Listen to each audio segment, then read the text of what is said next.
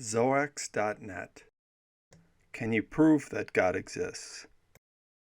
This series was created to explain some of the revelations that I had in my long transition from atheism to Christianity. My hope is that anyone who seeks the truth, regardless of beliefs, will find these arguments worthy of consideration, if not absolutely convincing. Although my arguments are theological, the points are relevant to many topics. The idea of proving God's existence comes up often when atheists and Christians discuss God. Mainly it comes up because an atheist demands that a Christian give proof for his belief in God. Sometimes a Christian will retort that the atheist cannot prove that God does not exist. The atheist will then come back with the oft-repeated claim that the burden of proof is on the Christian. In the end, the entire discussion goes nowhere. However, the request for a proof is just a tactic anyway. Before we diagnose the tactic, let's look at what a proof is. A proof is a logical deduction from assumed truths. So before you can prove anything, you must assume things. For example, consider the classic syllogism. Socrates is a man, all men are mortal, therefore Socrates is mortal. This simple proof of the mortality of Socrates relies on the assumptions that Socrates is a man and that all men are mortal. These assumptions are not trivial. For example, how do we know that all men are mortal? It seems true, but it is impossible to verify. In any event, this illustrates the nature of proof. It relies on assumptions. This is true of any discussion as well, and that is good to keep in mind when discussing any topic. When discussing a topic, it is important that all assumptions are discussed and considered so that the discussion does not devolve into personal attacks. Let's consider our assumption a bit more. Before we can ask if in fact all men are mortal, we need to have well-defined terms. To define men perfectly is extremely complex, but our intuitive definition is probably sufficient. The word mortal means to undergo death. So we would need to observe everyone's death to conclusively confirm that this is true. This is of course impossible. So our assumption relies on a bit of faith in how we believe that the world works to assume that all men have died or will eventually die. So even the most basic statements rely on assumptions that cannot be entirely verified. In fact, the number of deaths observed by any person is a very minuscule sample of the population of men. Nevertheless, almost no one would dispute the validity of the statement, and we readily accept it as a matter of fact. We can establish the premise by using the conventional scientific method, stating a hypothesis and verifying it by observation. The only problem is that we can never disprove the hypothesis because we cannot say that someone will not die eventually. The premise is not falsifiable, but that gets us into another area. Getting back to the nature of proof, we can in fact prove that God exists. Consider these two assumptions. If something exists, then God exists. And something exists. It immediately follows that God exists. So God's existence can be proven, but it depends on having the right assumptions. When an atheist demands a proof, he generally does so without granting any assumptions whatsoever. Of course, with no assumptions, it is impossible to prove anything. The atheist cannot even prove that he exists. That is the deception. The Christian is asked to prove something under impossible conditions, with the result being that the lack of proof is taken to mean the atheist position is the correct one. At this point, I should make a clarification.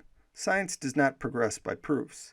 The only science field that relies on proofs is mathematics, and that is because it is a field of idealized, imaginary objects.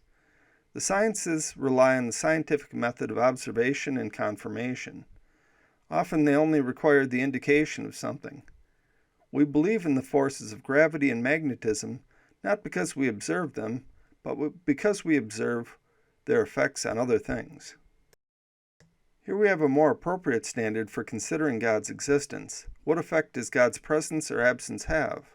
To start, we have a book that is the world's bestseller and most read book over centuries and even millennia. To a scientific mind, that fact alone should arouse some curiosity at the very least. Whatever your beliefs, something about this book speaks to the most fundamental aspects of human nature, across generations, cultures, and languages. On this point, any scientist should have the desire to understand it, because whatever it is something so central to our being that it surpasses all attempts to replicate or suppress it.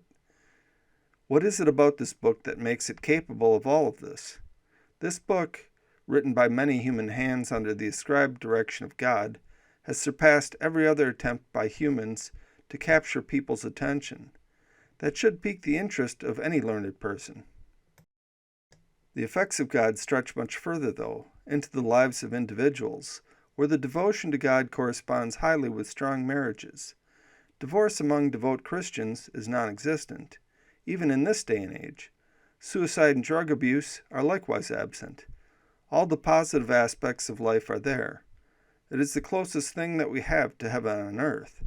Meanwhile, among atheists and non-religious, divorce, suicide, and drug abuse are all too common, and many scientific studies demonstrate this.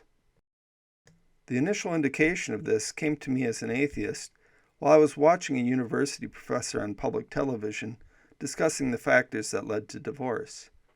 When she started talking about the strong marriages of devout Christians, I was taken aback. The universities and PBS are not friendly to Christianity, and she was admitting this very begrudgingly, but it was there.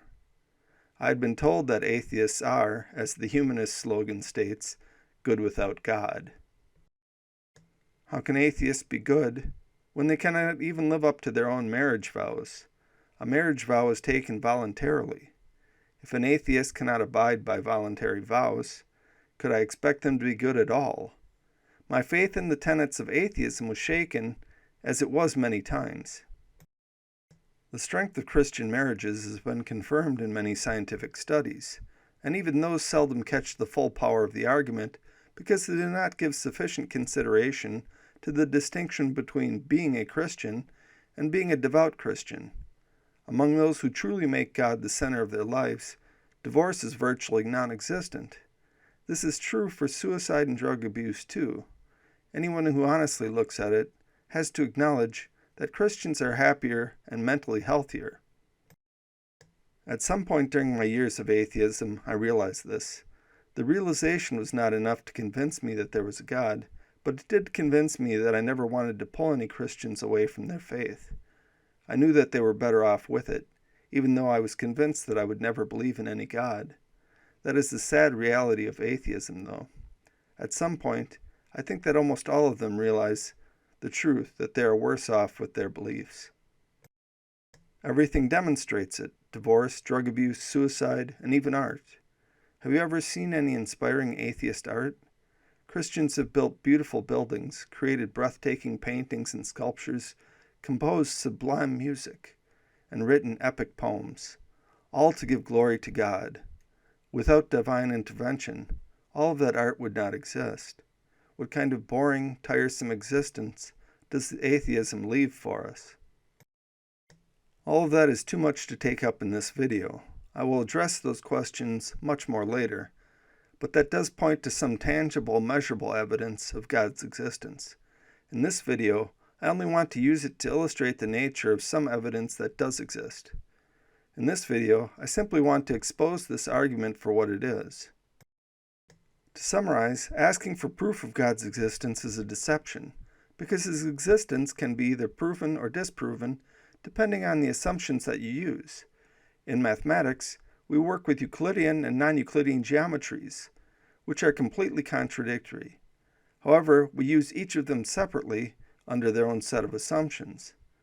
The atheist proposes to have you prove God's existence with no assumptions, which, of course, is impossible because every proof requires assumptions. The purpose of the question is to create the impression of disproving God's existence by the Christian's lack of proof. The purpose is simply to create doubt. Therein lies the deception. In science, one does not prove theories. One provides evidence. The scientific method is not a proof. Gravity was not a theory based on proof. It was a model based on measurements and empirical evidence. We don't believe it because there is a proof. We believe it because it seems to work. The evidence for a belief in God should be of the same nature. So far, I've given some indications of the evidence of God's existence. God is a model, like gravity. The Bible is a statement of a theory, like gravitation. This situation is much more complex, but the evidence is similar, as we will see.